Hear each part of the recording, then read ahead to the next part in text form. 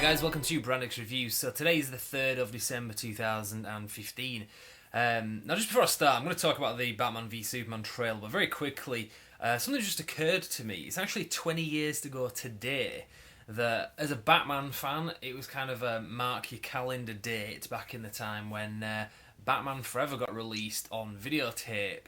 And that was like the best day that year. It was like buzzing. It was like the best film of the year. As a big Batman fan, I was 14. And I remember me and my friend Buff, that's his nickname, that's not his real name, but in fact, Buff, what is your real name? But anyway, I remember it was a Sunday, weirdly enough, for a video to get released. We actually got together, I think he stayed over at my house like the night before. We actually waited up until a Sunday morning, straight down to Woolworths, picked up Batman Forever and then watched it. And it was like the best day ever, well, maybe the best day of that year anyway. But it was one of the things where the date just stuck in my memory. It's like, now, is that really something important event to remember? Not really. But I just remember 3rd of December, when it was coming. So today's the 3rd of December, and kind of like a weird twist of fate, I guess. As a Batman fan, again, we got something really great. So, good anniversary thing there. But yeah, Batman v Superman trailer. Not the first trailer, don't get me wrong. In fact, we've seen quite a long trailer a few months ago, the Comic Con trailer, which was about 3 minutes. Weirdly enough, this one was about 3 minutes as well, and it showed us a lot of stuff that we haven't seen before. So let's talk about that here now anyway, and let me just kind of give my opinion on what it is that we saw in the trailer. Now, a lot of people are kind of moaning about this trailer. A lot of people usually don't tend to moan. A lot of people that are usually fairly, with it when something comes out and fairly enthusiastic, but a lot of the usual things that people have been saying are they don't like the first minute or so of the trailer where it's just like a scene from the film, like one whole scene, instead of it just being like a montage of explosions and crashes and one-liners and quips and all that kind of stuff. It's like a whole scene just kind of edited with little bits over the top of it. We've got Batman, Bruce Wayne and Clark Kent and Superman talking, and then Lex Luthor, played by Jesse Eisenberg, kind of like bursts in on the conversation as well. I thought it was great. I thought it was really good. Not just it looked great, but I thought it was a great choice of things to do with the trailer, because we can really get a vibe of the characters, how they're going to be kind of portrayed in the film, but also what the vibe of the film is going to be. And quite a few things in this trailer have actually confirmed a lot of stuff that I suspected and have talked about in previous videos, like the Doomsday thing, which I'm going to get to, but also the Lex Luthor thing as well. The big question was, with Jesse Eisenberg, he's a very stylistic actor in that he has his own style. So it's always Jesse Eisenberg pretty much when you see him in films. I haven't seen all of his films, I'm sure there's exceptions, but a lot of the key ones that I've seen, like Social Network, Now You See Me, Zombieland, it's Jesse Eisenberg in each film, but he's great. I like Jesse Eisenberg, and I think he's a great choice for Lex Luthor. I don't think he's going to give us the Lex Luthor that everyone expects to see. In fact, he's going to be very different, but I think it's great that they're doing something we haven't seen before. And they are doing a lot of stuff we haven't seen before in this. But staying on topic here with Jesse Eisenberg, I think he's a great actor, and he is pretty much played himself. That was one of the things we were wondering. Is he going to be unrecognisable as himself and be this Lex Luthor character that we kind of expect, or is he just going to be him as his usual self? And that is the case. He's very kind of squirrely, very kind of awkward, and which is what you usually get with Jesse Eisenberg. I also noticed that he talks really fast in every single film that he's in as well, which I'm expecting him to do in Man of Steel. Not Man of Steel, Batman v Superman: Dawn of Justice, because that's how Jesse Eisenberg talks. He talks very fast, and I'm sure he's going to do it all the way through the film.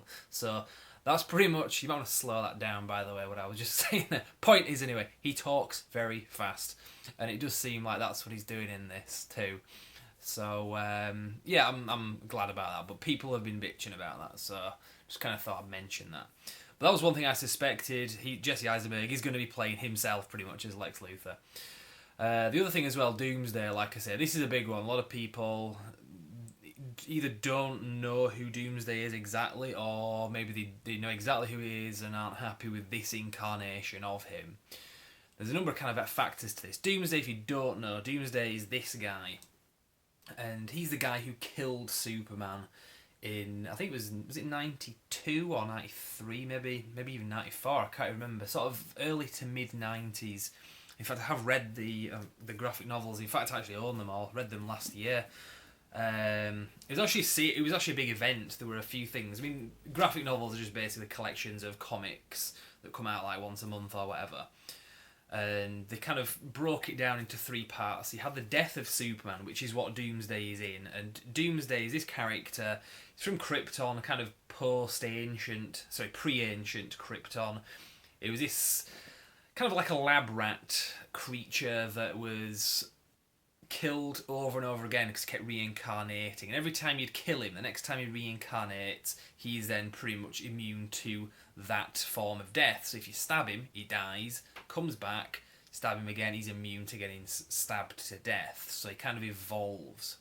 Kind of like in that Edge of Tomorrow film, if you've seen that, but the aliens having that. And he just, over the course of time, it just went on and on with these like ancient, prehistoric Kryptonians. Well, it was something to do with Krypton. I don't know if they were actually Kryptonians, but it went on for a long time. And this creature just went insane and just having been murdered over and over again, and just the nastiest monster you can have, but also the toughest, because every time it gets killed, it kind of becomes even tougher. So eventually, it found its way down to Earth anyway, and broke out of this big capsule, fought Superman, and the two of them pretty much killed each other. Oh, well, that was for a while anyway. I mean, nobody ever really dies in comics, but you get the gist of it anyway. And that was in this, The Death of Superman. And you kind of see the kind of thing that was going on there in the comics. And that's what they're basically bringing into this film. Now, Doomsday's not really appeared in a lot of the things. I think he was in Smallville, but he's never been done in any of the films before. You kind of see there as well. That's kind of what he looks like. So it's kind of curious how they're going to work it in the film. Just, by the way, the other comics were kind of dealing with the storyline after he died. It was A World Without Superman, which is that one. And then The Return of Superman. So a really kind of important storyline in the Superman timeline. But anyway, the point is, a lot of people are saying, well, how's it going to work in the film? Because a lot of people don't seem to get, not just comics, but like adaptations from books to films. They cry and moan like babies when it's not done, beat for beat, line for line. Every single element of the story from the origin isn't incorporated into the film. People cry and moan, oh, it wasn't that way in the book. When has that ever happened, seriously? Apart from maybe like Sin City, but even then there were pretty negligible changes, but Sin City was very accurate to the first film was to the 3 books it did. But when other than that, have they ever taken a book or whatever and adapted it like exactly? I'm sure there are exceptions, but it's few and far between. It's not what we reasonably come to expect, let's put it that way. So people are going to cry that this incarnation of Doomsday in the film isn't exactly what he is in the comics. And who cares, seriously? It seems to me, and this is something I'd heard, and the trailer sort of seems to indicate this being the case, that General Zod's corpse is used at some genetic level to create this clone or whatever, this super monster Doomsday, and that Lex Luthor has something to do with that. It's some kind of experiment that presumably goes wrong, which is pretty much nothing resembling the source material, but who cares? We don't expect it to be that. Well, I don't, and I think no one else really should. So, to all the haters out there, seriously, just get a life. I mean, coming from me, look, yeah. Anyway, it's something that annoys me now, because it's just bitching and moaning. So, that's pretty much the Doomsday thing anyway. So, now, interestingly, there's also a few other little bits which I can kind of talk about. The whole thing with Wonder Woman, we don't really hear her talk. And don't get me wrong, she looks, she's, well, really pretty, but she looks quite good dressed up as Wonder Woman. She could do to just be bigger. Gal Gadot is just, the actress, is just a stick, basically. But that's not my main concern. I'm really not bothered. I mean, the Thor, played by Chris Hemsworth character, the Thor character, wasn't quite exactly looking like he did in the comics. I mean, he is huge in the comics. Chris Hemsworth, don't get me wrong, he's big, but he's not this big hulking monster that Thor is in the comics. But who cared? Fine actor. Gal Gadot, on the other hand, and I've said this in numerous other videos, is not established as being a great actress. Now, you can say, well, oh, you're going to eat your words when the film comes out and she's really good. I'm not going to eat my words. People that said Heath Ledger was going to be bad as a Joker ate their words because he was established as a good actor. Gal Gadot is not. Seriously. So, I mean, don't get me wrong, I'm not saying she is going to be bad. I'm just saying I don't really see her being all that great. But it depends how it works. If they kind of cater to her inability to act somehow, and the film itself kind of carries her, then fine. But she's doing her own film as well as Wonder Woman, so that's going to be interesting to see. But hey, we'll see how that plays anyway. So, what else can I really say about this trailer? Really excited for it. March can't come quick enough. I think it was a really good idea them delaying this film as well, because originally it was going to come out in, was it, I think it was July time, was it, last year? And they delayed it for pretty much best part of a year. And they kind of shuffled it around a bit as well. It was originally going to come out in May next year, and then so they delayed it, and then they brought it forward a little bit by a couple of months to March. So, because otherwise it would have been on the same day as Captain America: Civil War. So that was a bad idea, releasing those two on the same day. So now it's coming out in March anyway. So we'll see how it is when it comes out. Now, Batman in it, played by Ben Affleck. I think he's going to be great. I mean, to me, Christian Bale, I'm a massive Christian Bale fan more than I am a Ben Affleck fan. I'm not a massive fan of Ben Affleck. I think his later stuff's quite good. And he's a good film director as well. But I think as both Bruce Wayne and as Batman, I think he's going to be awesome. And one big thing I did want to mention, I'm glad I didn't forget this, but I was just kind of thinking about this watching the trailer. This is the first ever Batman film that we have had where he's fighting like a real monster, as in the Doomsday character, to the point where we know this isn't set in the real world kind of thing, where it's kind of just cops and criminals, which has been every other film. Every other Batman film, live action, has been that way. So this is the first one where it is so comic booky that you can have Batman with this giant monster like Doomsday. Because the Dark Knight trilogy were very kind of grounded in the real world, things that we see in the real world, criminal gangs. Granted, a lot of it was kind of ridiculous, like the whole issue, the concept of Two-Face and all that kind of stuff. Were kind of silly, and Ra's al Ghul was a bit of a kind of thing of him being immortal, but not. So that was obviously sort of supernatural, but it was still fairly grounded. Whereas this film is an all-out comic book film, so it's going to be really great to see a Batman that isn't dressed up like RoboCop. Well, I think there is a bit in it where he is, but where he's not wearing like armor plating, where he's just wearing like a suit, just a bodysuit, like in the comics, because that's what I've always wanted to see. So this is like I said, this is the first film where we're going to get to see that. And it looks like it's going to work. It looks like it's a really great direction that they've taken it in. It's quite ballsy to do this because so far, like I say, Batman films have either been ridiculously camp and theatrical, or they've been kind of grounded in the real world, but they've always been about cops and criminals, effectively. So that's a positive anyway. And the voice as well, again, the Batman voice, you get to hear a bit more in this. It does sound to me like he's got a voice synthesizer of something that kind of masks his voice, rather than him just having a growl like Christian Bale did. I'm Batman. Because a lot of people hated that. I, to be honest, wasn't bothered. I kind of thought, well, it makes sense that he would do that. But in this one, it's going to have some kind of voice synthesizer from the sounds of it anyway. So again, that's another interesting thing that they're doing there. Henry Cavill as Superman, I'm not quite sure how his character is going to be performing in this, whether he's going to be a lot more brooding, a lot kind of darker, or whether or not that's just moments in the film. There's been some indication that he's actually been like mind controlled in this by Lex Luthor, possibly. I don't know. It'd be an interesting direction to take.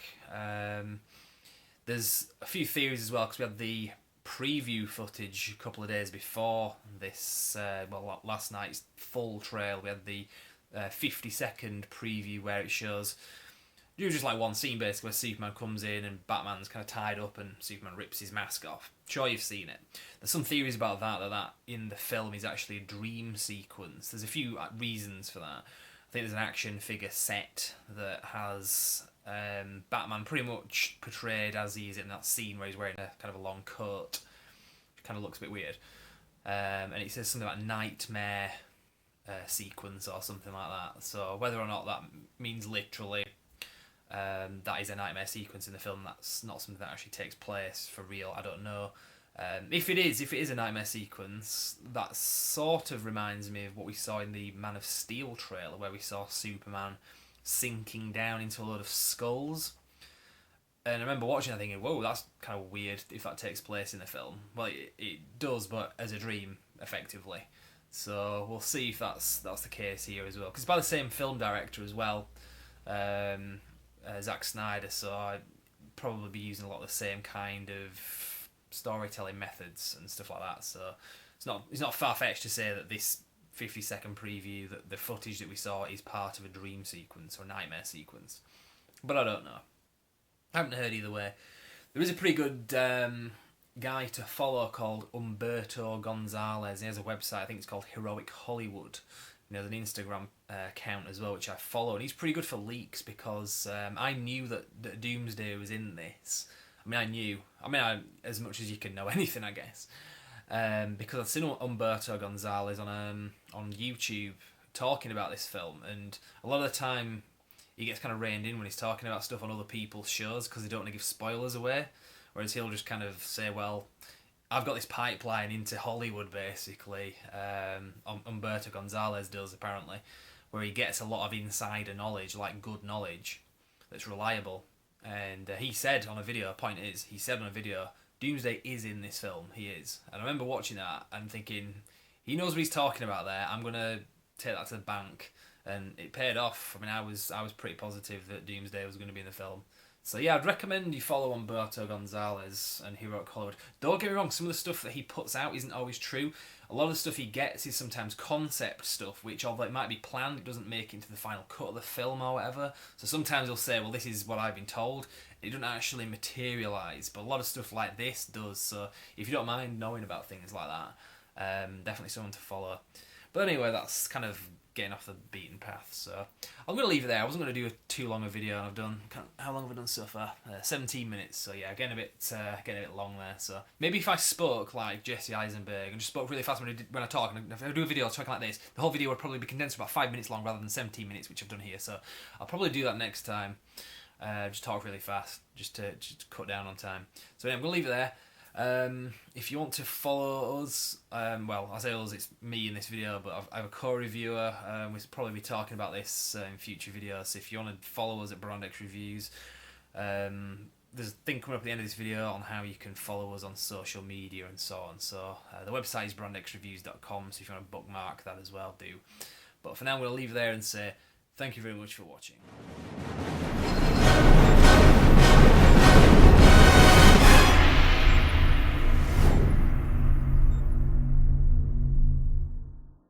Hi guys, I hope you enjoyed the video. Just so you know, for more news, reviews and retrospectives, you can like our page on Facebook, simply called Brandex Reviews. But as well as that, you can also subscribe to us on YouTube via this video. You can also bookmark our website, which is brandexreviews.com, which is pretty much a central hub for everything that I've just mentioned. So check that out, and we will see you next time. Thank you very much.